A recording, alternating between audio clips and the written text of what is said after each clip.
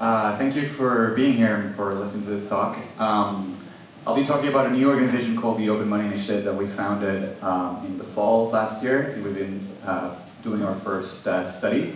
And I want to share with you the results of that study and talk a little bit about my home country, Venezuela. So we're going to take a little bit of a break from the technical words and the technical discussion, which is very, very important. But what we focus on is more of a human problem, more of the end user. So I invite you to just think about these problems more, and this talk's going to be an open invitation to that. So we have distributed consensus, we have blockchains, we have all these things, and so far blockchains are useful for money. But it begs the question: why do we really need blockchains for? Why did Satoshi write the white paper? Why do we need open money? So when I take you to Venezuela, this is the line that people do to get cash from the bank. It was shot in March of 2019 by one of our study participants. All that you see over there is the line to go to the ATM to withdraw, if they're lucky, $1 or $2, if there's enough cash. And there might not be enough cash for everyone, so people might do the line for nothing. The bank is over there. So, huge money problems. What we do at the Open Money Initiative is we research how people use money in closed economies and collapsing monetary systems. And the process that we follow is called human-centered design. You might know this from companies like IDEO or Frog Design. We try to empathize with the user or potential users of a product. We listen and observe. We practice design thinking. We do long-form interviews with people to understand what their behaviors are like, what their desires are like. And our process is iterative. So we interview, we do research, we create product concepts, then we show it to the people in the room who are building products and protocols, and we hope to inspire, and then we go back to the field and do research again so that we can continue the cycle. This is what we do. So you can call it's more like a search. It's a search for meaning, if you will, not research in the traditional sense of academic research or quantitative research. This is much more human level interview data and qualitative information. So some of the things that we do are ethnographic interviews. For our project that we did starting in February this year, we interviewed 11 people in Colombia who are Venezuelan mostly, and we traveled to Bogota, Medellin, and Cúcuta, which is the border town between Colombia and Venezuela. And we did 6 interviews in Venezuela. We did it remotely because it's difficult to access the country and get access to go in and out. I myself don't have a passport from Venezuela because the government's not issuing them. So if I go in, I can't go out. And so we did ideally you do this research in person and you want to capture everything from the person that you are interviewing. So then we did that in context in Colombia. We did, it's a bit, that's the map of Venezuela, but it's a bit dim. We did diary studies so that we not only understand, the idea was not only to understand how people worked or lived in a particular moment in their life, but also what their routine is like, what their day-to-day is like. And then we did these 2 displacements, we call them. It's like a study where you try to get someone to do something that is slightly uncomfortable. For example, we gave some people Bitcoin and people didn't know what Bitcoin was, even in some cases, and they had to purchase something with it. So they had to convince someone to accept it. And from that extreme behavior, we learned certain things. And so the process looks a lot like this. It's a lot of, after you talk to the people and take notes, it's a lot of data collection. You have all these huge poster boards and collect post-its and organize it into insights. And what I'm trying to do here now is to give you the insights that we had out of this process.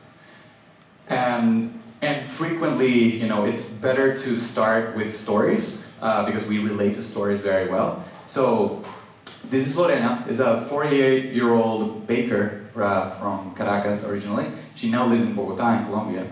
And I'm gonna read her quote. I outsmart the border guards when I go back and forth. I put money everywhere, in the soles of my shoes, in my bra, in my hair. My friends back in Venezuela, we will joke and laugh about how we outsmart the guards. So she's talking about moving money between countries, because the only way that she can do that she knows how to, is by first converting her money into dollars in Venezuela, which is not technically illegal, but very difficult to do.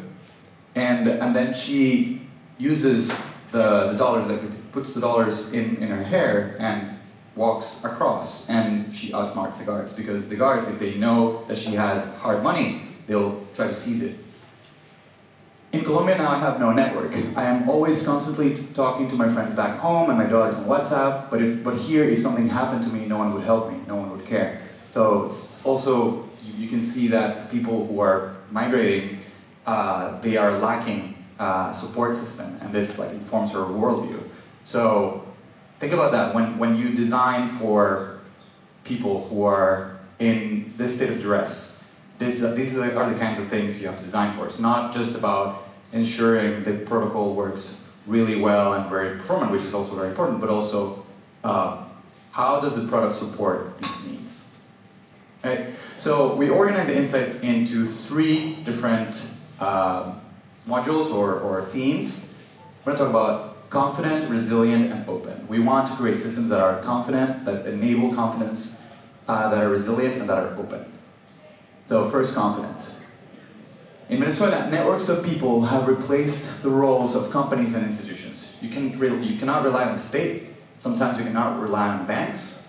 And therefore, what fills that void is networks of people, and often digital networks of people. So Facebook groups, WhatsApp are very, very popular.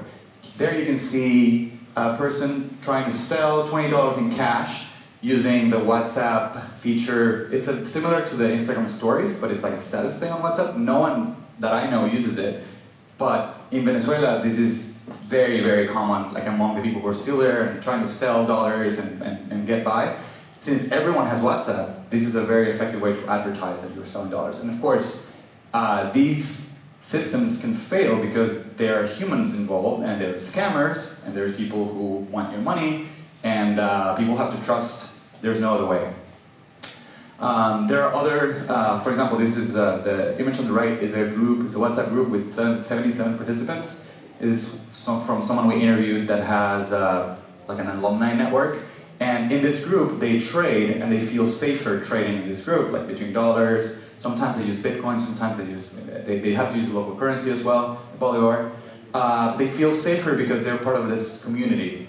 And it's way easier and safer for them than doing it in the wild or people that they don't know.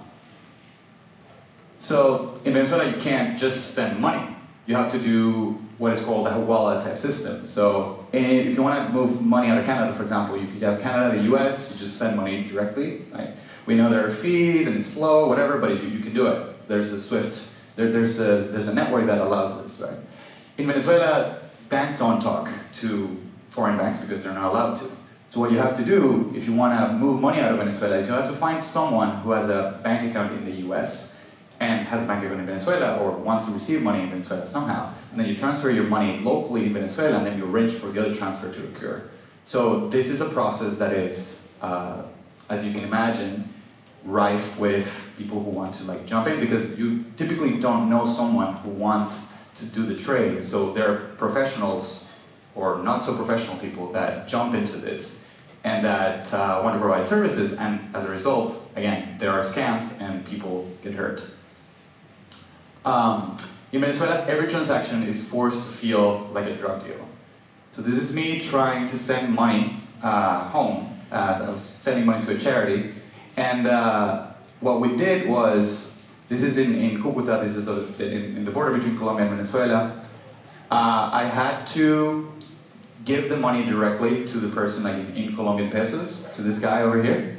And the guy would WhatsApp someone in Venezuela who's his business partner, because you cannot access Venezuelan banks from outside because the government requires that they geofence the banks. So you can't access Venezuelan banking, even though like you may think it's pointless to have Venezuelan banks because like the bolivar sucks so much. People still use it. It's what people use, and people can't access their money from outside. So this guy, since he doesn't know how to use a VPN, he WhatsApps someone that he has in Venezuela, and that someone is the one that does the transaction. So in theory, bank-to-bank transfers in Venezuela are instant if you are using the same bank. And the system, when it works quite well. The infrastructure is actually pretty good.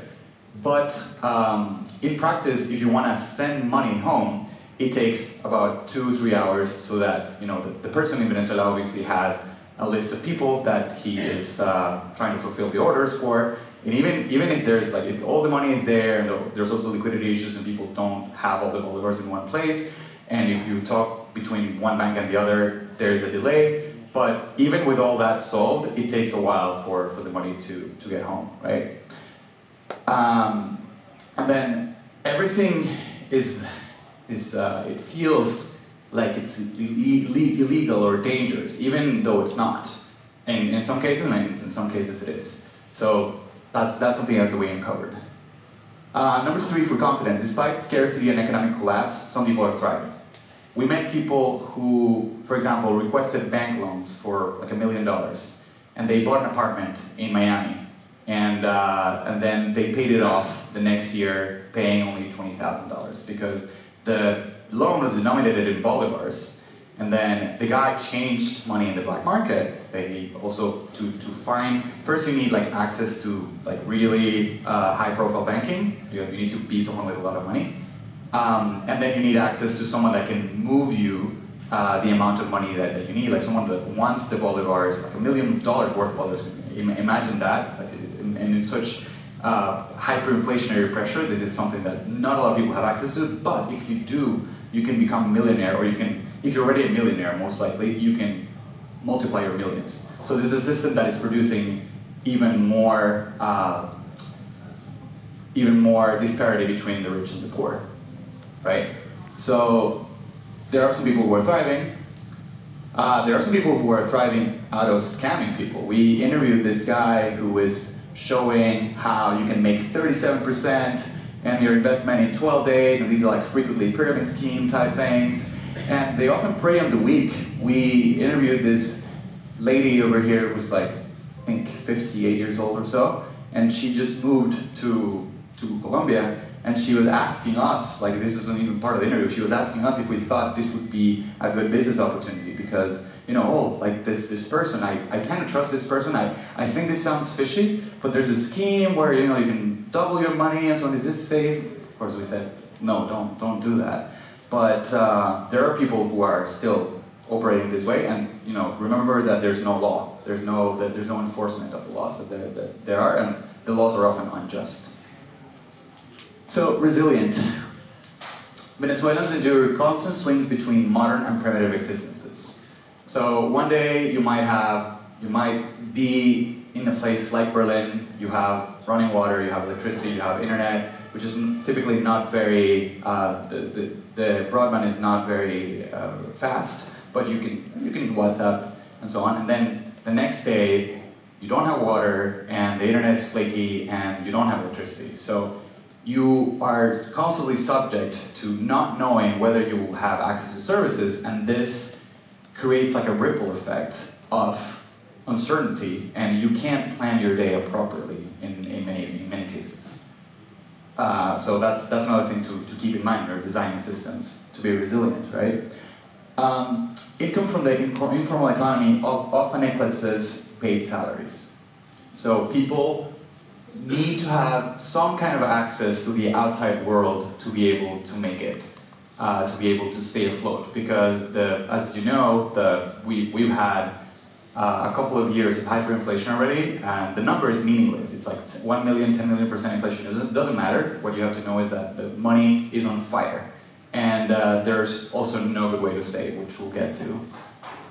So this is a quote from someone that we interviewed. I work at a site called Digital Tasks. I spend most of my evenings doing simple tasks for students in Panama. I make more there than I do at my job as a university professor.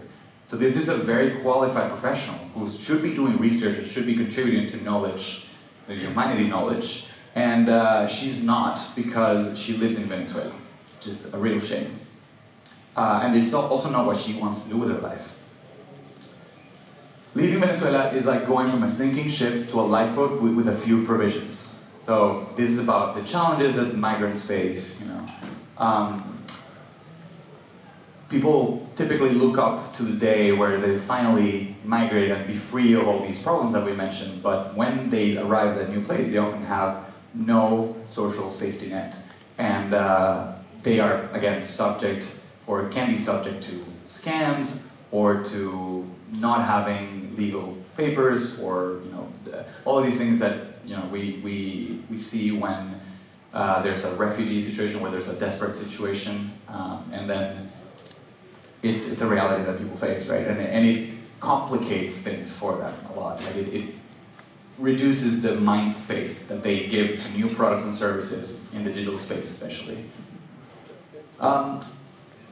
We found that nobody really wants the Bolivar. Obviously, it's money that's on fire, right? But it's still necessary to survive, because it's just the most widespread thing that you can use as money. Even though it's really bad as money, it's still money because the state says it's money, and because people have quantities of it.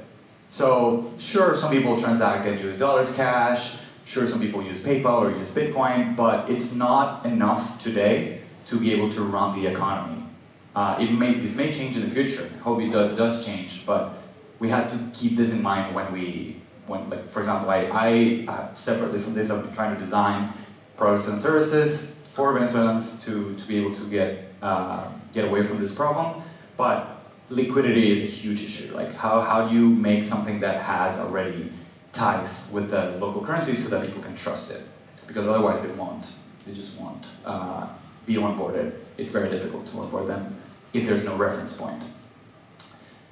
Product sellers have the power to choose the means of payment. So if you have a condition and need a medicine, for example, you might only find it on Instagram, someone that's selling it, and you might only be able to buy it if you have access to US banking. Like Zelle, for example, is very popular. It's a service to transfer money from one US account to another. And there's several banks that are involved in this. So that's something that we found. For example, this guy needed some medicine for his mother, and he didn't really have any kind of US banking, but so he needed the medicine so bad, he just asked in his network, or who has Zelle, found someone eventually, and he trusted that someone so that he could pay for the medicine. And what this means is that access to product is the most important thing, right? In a situation like Venezuela where there's a human crisis, people don't really care much about stashing money. They care about using money to access the things that they need to keep living. When you live in Venezuela, there's no good way to save. Again, you can put money in your bank account, but that money is on fire. You can maybe access some other jurisdictions if you're lucky. I mean, you can use Bitcoin if you are technically savvy and are excited about the possibility, which is usually the case. Like younger people who maybe got in early or started mining or so on. But again, this is not the majority of people, right? And there's no, even if you save in Bitcoin, it's not ideal to save in Bitcoin because it goes up and down. Sure, it's better than the Bolivar, but it's not ideal, again. So we have a case of a student that says, when I'm going to the movies or my mom is going grocery shopping, I change Bitcoin to Bolivars at that very moment. It's easier and faster to exchange Bitcoin than dollars in cash. So she keeps most of her Bitcoin in her local Bitcoins account because for her, only like to log in on local Bitcoins and to change money, it takes like 10 to 15 minutes because there's a lot of liquidity. There's a lot of people trading. So this is what she does, and it works for her. Again, not ideal way to save, but it is a way to save. I pay my maid in dollars, but she doesn't want to take the bills home with her because it's unsafe. I hold the bills for her. I'm like her bank. This is a wealthy investor who lives in Caracas. He's actually the guy who I mentioned earlier has the apartment in Miami. And yeah, this is like the people that he works with them. They use him as a bank, right? Like because it's unsafe and so on. A US nonprofit sends me a monthly scholarship to my Uphold account. It's in dollars. I can then use RTM to exchange it into Bolivars. So there are services that if you are savvy enough, you can access. So for example, AirTM is a startup, it's from Mexico. And they allow people to have this US denominated account. They store the money somewhere. I don't really know if it's in the US or Mexico, but they have all the licenses and regulations, and they comply with the OFAC SDN list. In Venezuela, you can do business, but it's not, you have to select very carefully if you're a US entity who you do business with. So you have to check against the list. You know that you're screening out for government employees, and there's a list with like first and last names. So these guys do all the heavy work of doing that compliance so they can provide services for Venezuelans. But it is imperfect because right now, to access them, you need to use a VPN because they haven't figured out a way to route their architecture, and the way that the government blocks AirTM, the website is blocked right now, but it's the block is just a DNS at the DNS level. So you can't access airtm.io or .com, but you can access the IP address. So if these guys, AirTM, had a better infrastructure that allowed, for example, you have a mobile app, and then mobile app is also a big part of it. People don't really have desktops, right? Then they could onboard a lot more people into having a US bank account, which would be very positive. But this is an example of some service that is working for some people, but that we could expand access to a lot more people. So we're going to talk about opportunity areas now. How might we enable access? And I'm going to refer to the three themes that I've been referring to, so confident. So we typically mention this a lot in the blockchain community. Let's avoid having trust, right? But that's not really right. What we want is to leverage trust. We want, because people have trust in their networks, they trust other people. It's fine that they don't have to trust the system so much because the code manages that, but systems and money systems in particular depend on people. And that's what we need to do. We need to leverage the trust that already exists, right? So these are some product concepts that we came up with that may inspire you to build applications and to build services, right? So imagine a program of digital banking ambassadors. You support, you have a network of people that each of them is maybe more tech savvy, maybe younger, more energetic, and they support their communities by onboarding them onto either a banking platform, a money service app, or a cryptocurrency wallet, whatever it is. And then you can train them and teach them how to train, or again, teach other people to try out first transactions with Bitcoin, and then you make the idea of using cryptocurrency a lot more tangible. This is something that we could do. For example, a growing circles marketplace. I think some people have been working around this idea too. Like, what if you could see, maybe not in particular, which friends you have in common. If you want to access like a marketplace, you want to buy milk, you want to buy something. Maybe it would help you to understand or to know which other people in your vicinity or in your network are also using the same service providers that you're using. So let's say that there's a seller and you know that you have friends in common and you can see that gives you more of a measure of how much you can trust. Because the idea here is to extend the trust that you already have with your close friends to broader context, right? Then resilient. What we feel about resilience is that consistent access needs to be guaranteed even under bad infrastructure. So how do we do that? Perhaps there's a way that we can enable offline digital banking. This is not going to be technically super safe against double spends, but imagine that you can have devices that connect to each other on Bluetooth, connect to each other in some other way. You have to remember also we need to support very old devices as well, so technology is limited. But what if we could do it so that even when the internet is down, you could perform transactions? People already are doing this in some way because they typically stay where they live, they know the shop owner, and they'll tell him, hey, I'll pay you later because I don't have money in my account right now, or I'll pay you later because your point of sale system isn't working. So this is replicating a pattern that we see today, that while it will never take off in the world, the real world, where we are always connected and you need a swipe of the card to be final or reasonably trustworthy, in Venezuela this could work and it could enable access to more people.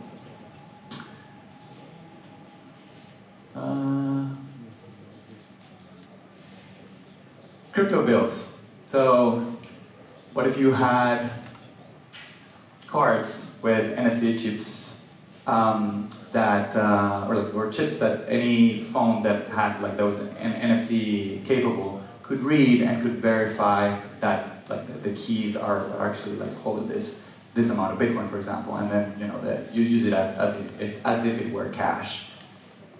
This is an idea that OpenDime has been working on, and maybe some other people are, and this is something that could be interesting for exploration.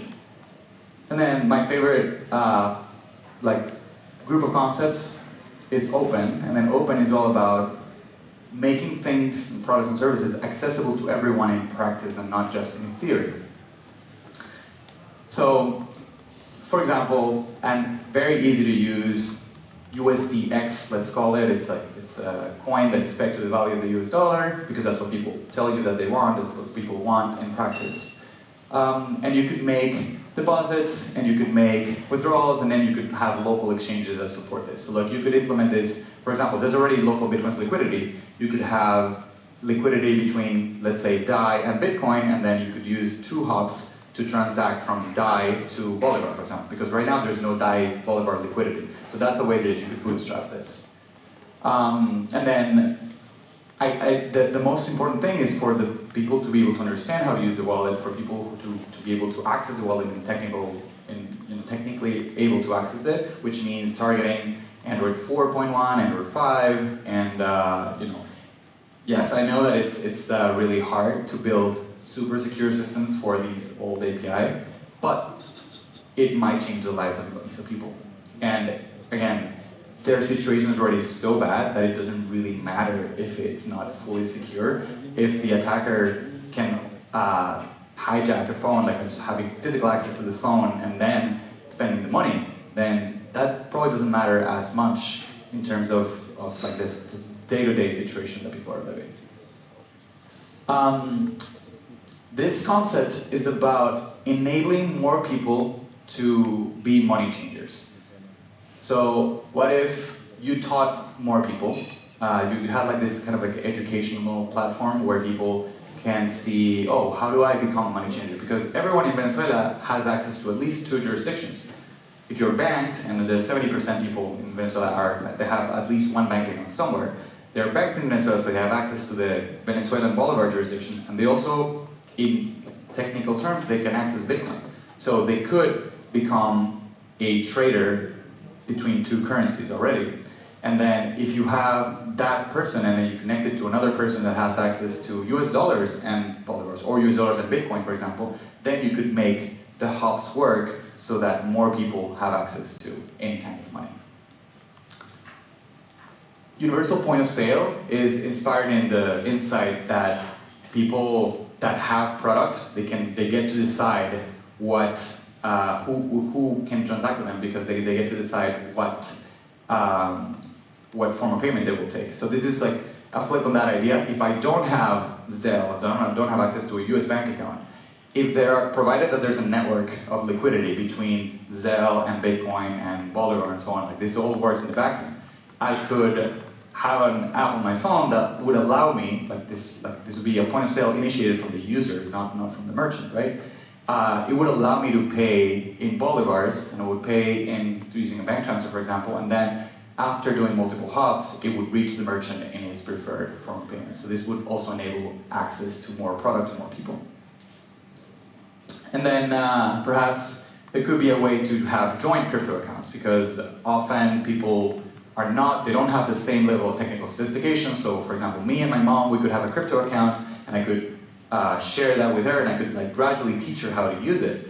And if she's back home, we could deposit money there, and she could spend it there, and I could put money there, and there are no transaction fees involved. So that would be a pretty neat idea for people that really trust each other.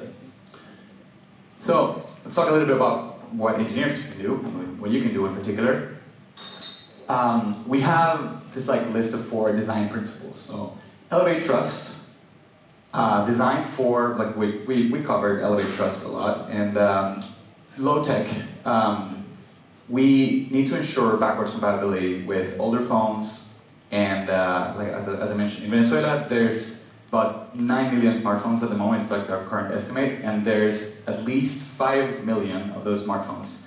And this is a country of 30 million people, so it's fairly, the penetration of smartphone access is still fairly high if you take into account the damage that has been done to the infrastructure and how bad things are.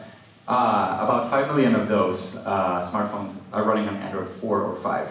So again, if you want to give access to the people who need it the most, you need to target those platforms.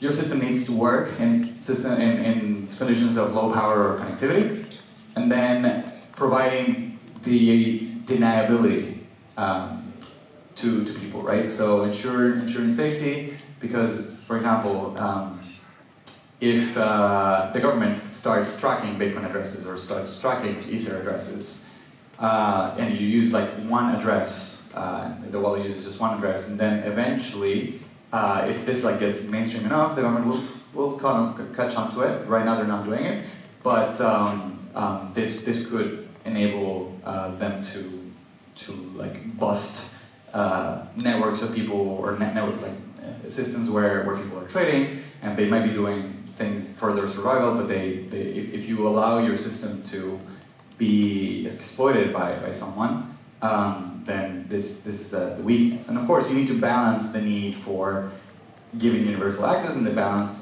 for the need for security. I love Dharma. What I would do as an engineer, I would take inspiration from what they've done. They started out as a protocol company. They built up the protocol. The code was beautiful. It was amazing. But they found out that no one, well, not no one, but few people were using the protocol because they knew the protocol best, and the incentives for them to keep building the protocol were diminishing over time. So what they did was, let's build a product on top of the protocol so that we can showcase how it's done. And Zcash does this in some way with the Zcash reference wallet. And we would like to see more products, more projects take on the responsibility of shipping a product besides protocols, right? And then this is, I think it's a way to go. We are very happy that Coinbase shipped a version of their wallet specifically for Android 4 and 5, and it's partly because of the work that we did, and we uncovered that this is important, and it might not be the best looking app, and it might not be the most secure app, but it works. And people, and now Give Crypto, who is in some ways our partner, have been able to give crypto to people that really need it and to onboard more people, because now people have access to a wallet that is simple, it's in Spanish, and it supports all versions of Android. And then, this is a showcase of a wallet that I'm working on, kind of separately from Open Money Initiative. This is a React Native app that is running on an old phone, as you can see. And then we use the Electro protocol. The developer is Mikhail, who is also part of he founded the Electro protocol. And what you're seeing here is just a way that it's a very lightweight wallet. It has a very simple interface. You can send money, you can receive money. This works with XDAI. Again, there are trade-offs that you did with securities, that we did with securities. So, but if you see there, the way that you pay into the wallet is by sending a link. So this, for example, reduces the need for people to use addresses, which they don't like to use and they don't understand. So this is a neat idea that I think, and this is what the link drop protocol does. I think we should be able to integrate this into more products. And the wallet is currently in development. It's being supported by MakerDAO and Binance Labs. And we would like to see also more products built on top of these ideas. So then, we all want to accelerate the adoption of decentralized ledger technology. And I think if there's one takeaway from this that I would like you to take home is if you want to do this, you should focus on the user. And that's what we're here for. So thank you, and thank you especially to the Interchain Foundation for being one of our sponsors. And please follow us on Twitter.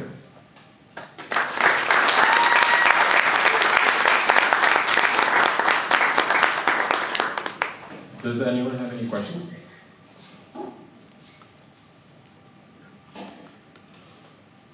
It's a shy audience. Yes?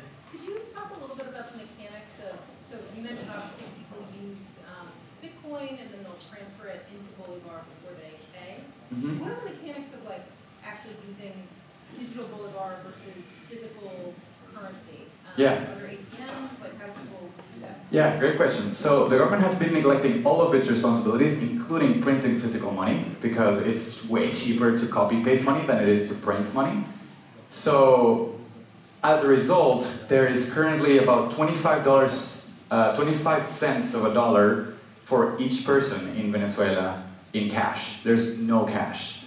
So people are using mostly electronic bolivars. So what they do is they swipe debit cards, or they even sometimes merchants have a sticker or a piece of paper in the register that says, this is my bank account number. So people have to actually go home and send the money there. So like, they please, like, let me take this. I swear I'll send you the money when I get home.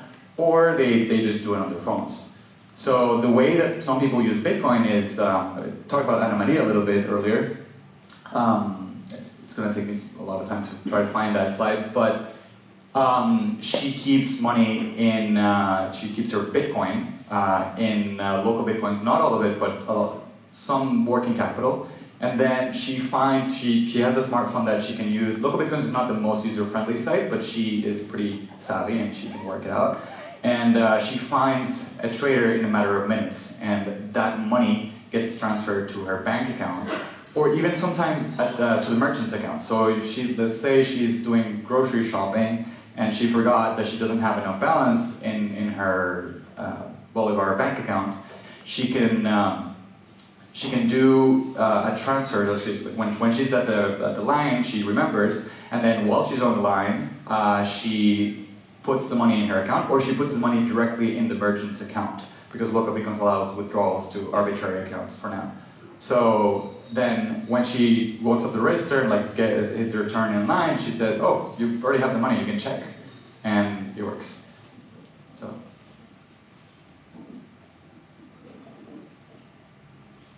In your user research, did you find any barriers for older people that try to adopt cryptocurrencies, and specifically through digital wallets?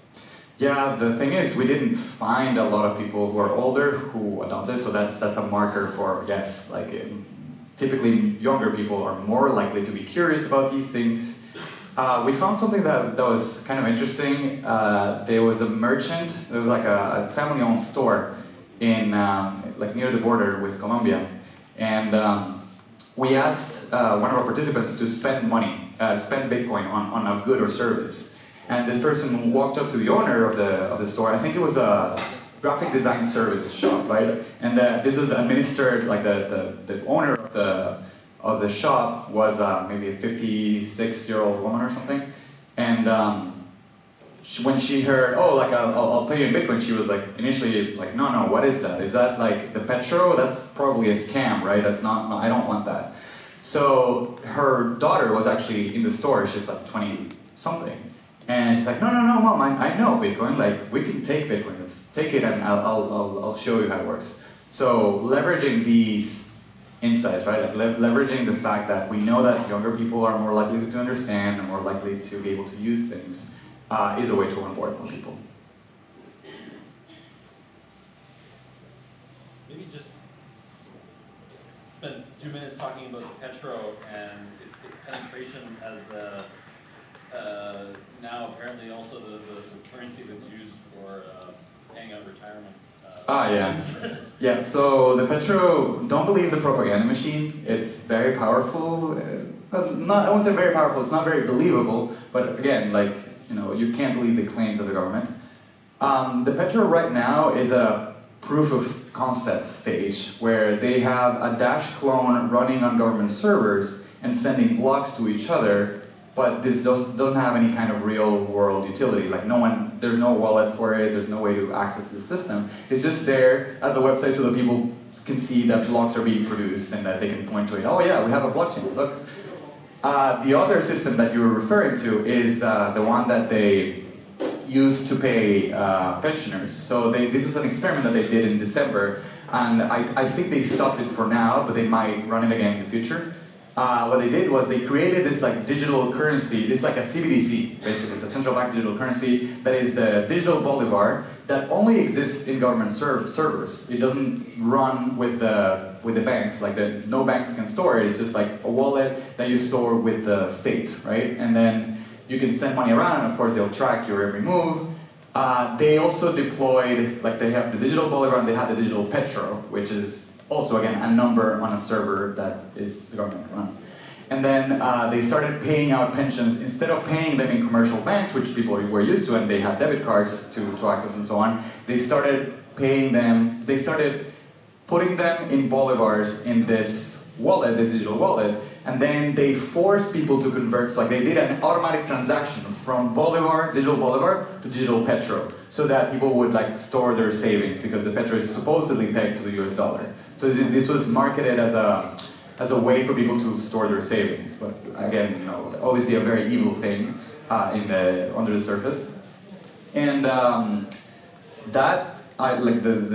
what I'm aware of is that they tried to do this, and obviously pensioners couldn't figure this out. That no one, they had a lot of trouble accessing their money then, and for now they appear to have stopped because obviously if they have a lot more people discontent with the system, this threatens their survival, or it could threaten their survival. So for now they're not doing that, but they might, and they don't really care about screwing people over. So.